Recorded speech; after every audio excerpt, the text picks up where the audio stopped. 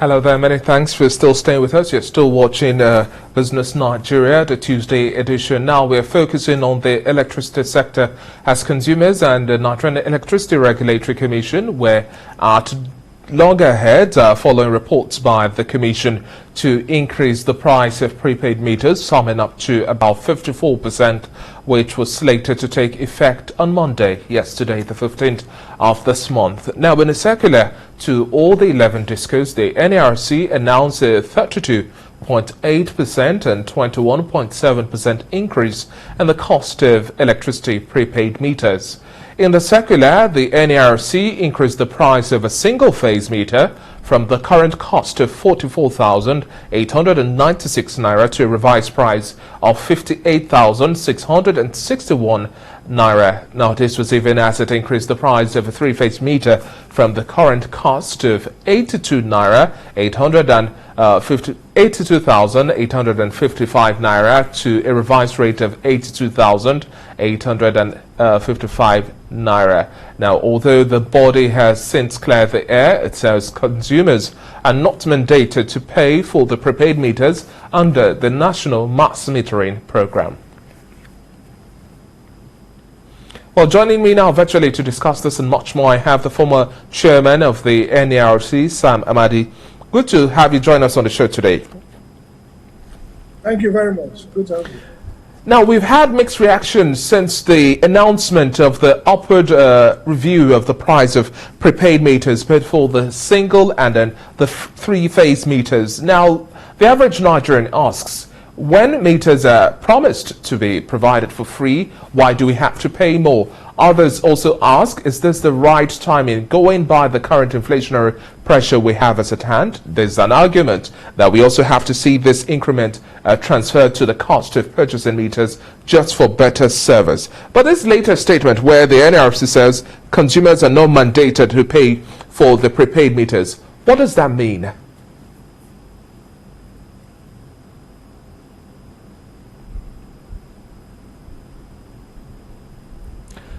Hello, Mr. Amadi, can you hear me? Sure. Now, the biggest questions Nigerians are asking is that what does this mean, this message from the NERC that consumers are not mandated to pay for the prepaid meters under the National Mass Metering Program? What does this mean?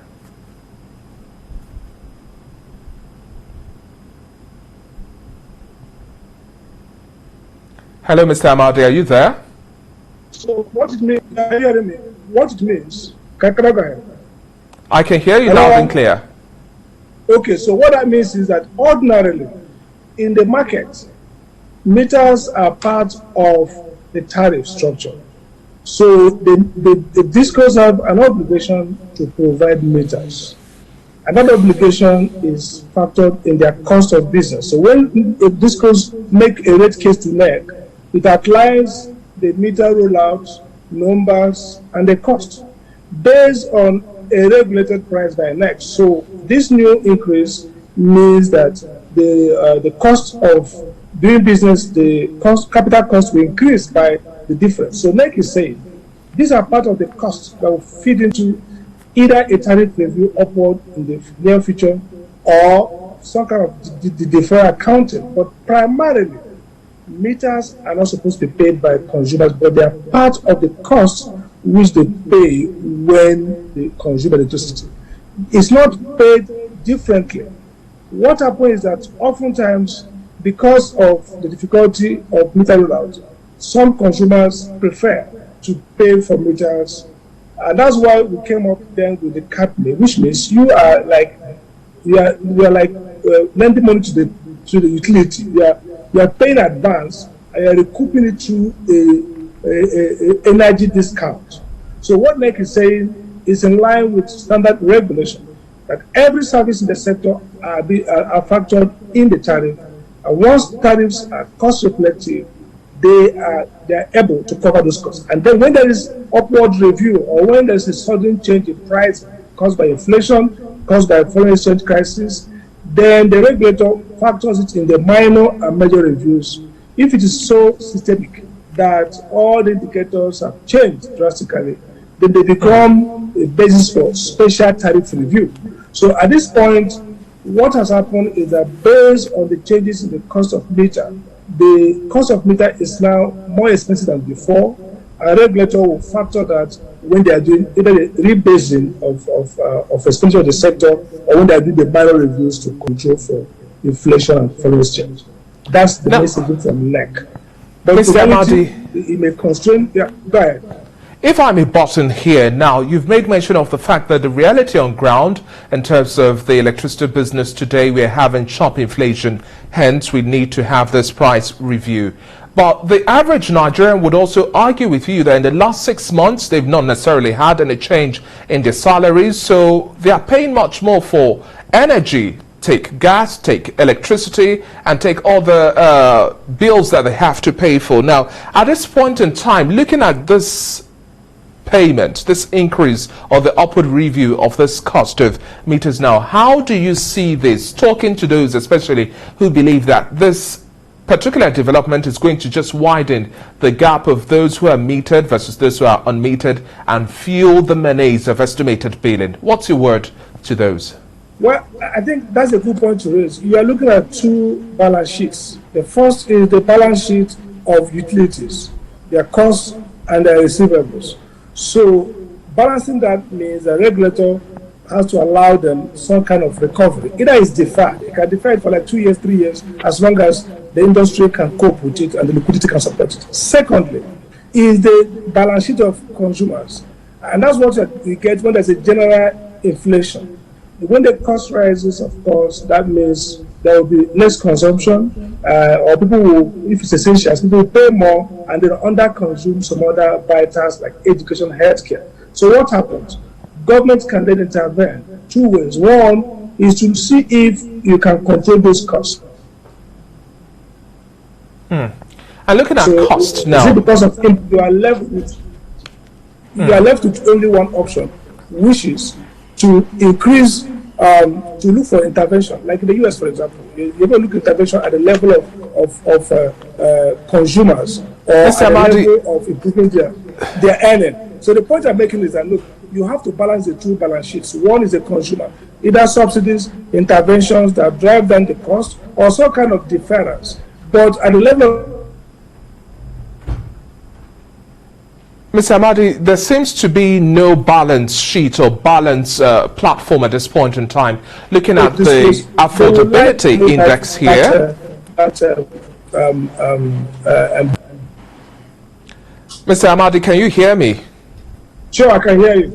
Now, the reality on ground, like you made mention of finding a middle ground, there really isn't any middle ground. If you take seriously the matters of affordability versus availability, the average Nigerian still, the earning power isn't at par with the current inflationary pressures they have to pay for at this point in time, be it energy, whatsoever it might be. But at the end of the day, now, looking at local production of meters, cutting down the cost of meters, do you see any future of us beating down this cost? Mostly what we have here in Nigeria is just assembling units. We don't necessarily manufacture. Hence, we are open to external shocks and all this inflation you talk about. So in the long term, absolutely, do you think we are making any progress at all?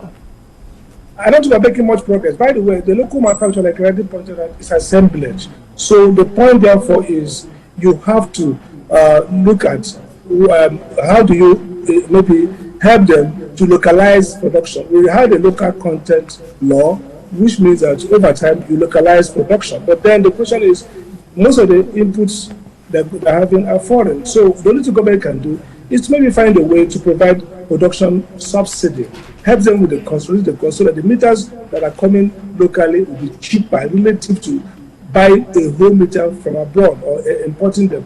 Really, at this point, look, we don't have much to do. The government doesn't have even revenue, has serious revenue crisis, doesn't have room enough to social spending to support any form of subsidy, whether of production or consumption. So what's going to happen invariably is that we must find some level of efficiency that will compensate for this expected increase in some of these dollar-based inputs in the sector. So if you make gains from other production, the value chain, then those gains can reduce the overall tariff. But at this point, I'm afraid that we are inefficient, We are struggling with general inflation.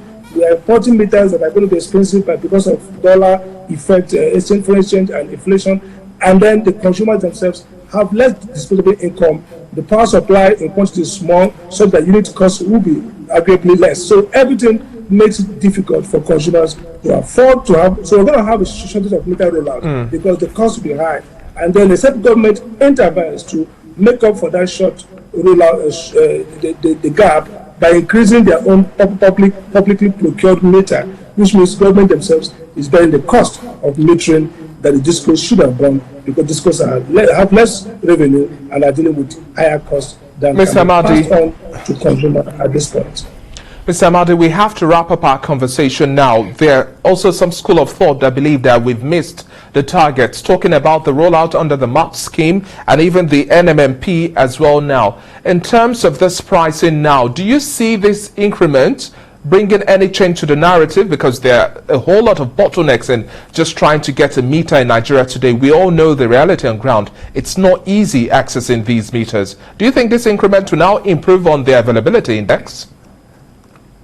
It will not. I mean, if the increment, the way NERC does it is that it's neutral. That means it's an increment that offsets an increase in pricing. So the capacity of the discos to still meter their customer is actually less, because the increment may not be effectively passed on to consumers and they're not able to pay. So discos will arguably claim to have less revenue to increase meter rollout. So the whole bulk now falls on government to probably increase their own rollout, and that's the only thing we can compensate. So what we may likely see is that the rate of meter rollout may be less, and there'll be more incentive now for discos to use metering policy to deal with replacement. But if they're going to pay more to get data, then they will be more likely focus it on cutting the revenue shortage rather than expanding access to meter. So the meter rollout will be more likely used to replace malfunctioning meter so as to conserve revenue,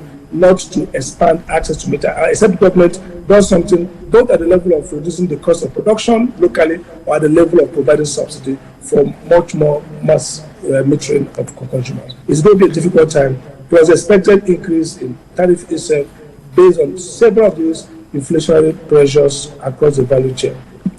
Thank you very much for your time on the show today, Mr. Sam Amadi. It's been a pleasure speaking with you. Thank you very much.